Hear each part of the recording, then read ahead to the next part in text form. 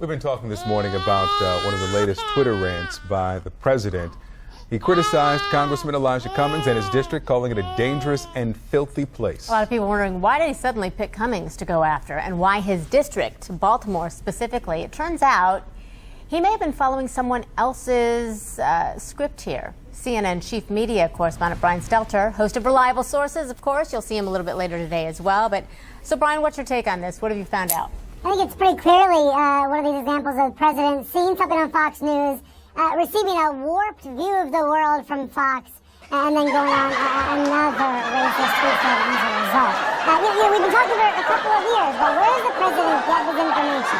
What are his sources of information? That's such an important question with any president or any political leader.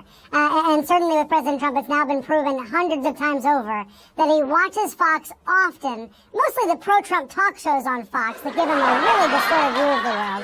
And then he acts on that information. Now, sometimes he only acts on it via tweets, other times he acts on it with actual policy changes, actual decisions that he makes as commander-in-chief.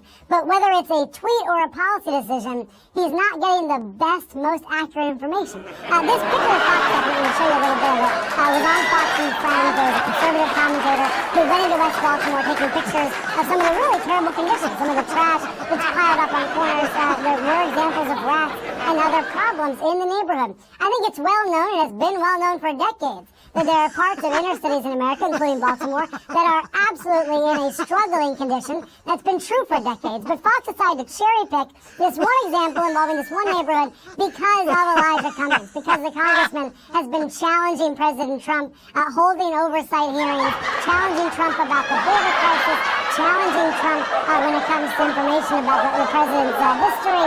And so, as a result, Fox set up a segment attacking Cummings. The president tweeted about it an hour later, and now here we are. I think we're in one of those situations where actually bringing facts to the table doesn't necessarily solve the problem, but there were so many factual inaccuracies in the segment and in the president's tweet storms. As you acknowledged yesterday, Victor, this district means so much to so many people. 700,000 people living in the 7th Congressional District, rural and suburban and urban areas.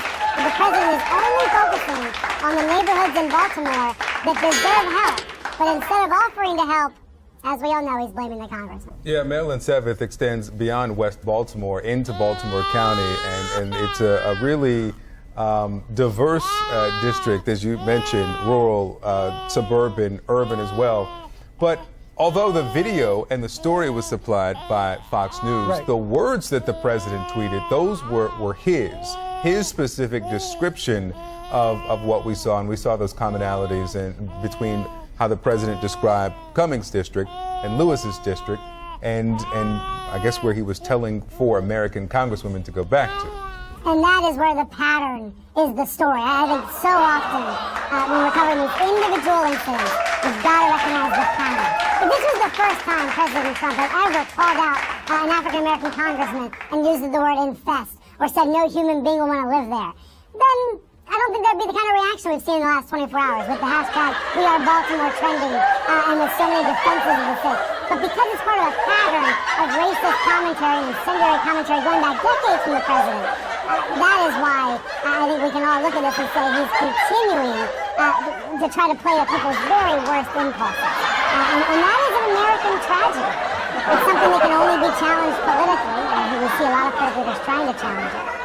But it is all part of a pattern. And if we don't describe the pattern, I think we're falling down as journalists. And racism as a political strategy, as we're learning from one of our CNN analysts reporting for the Washington Post. Brian Stelter, thanks so much. Thank you. Thanks, Brian. All right, catch Stelter on Reliable Sources at 11 a.m. Eastern, right here on CNN.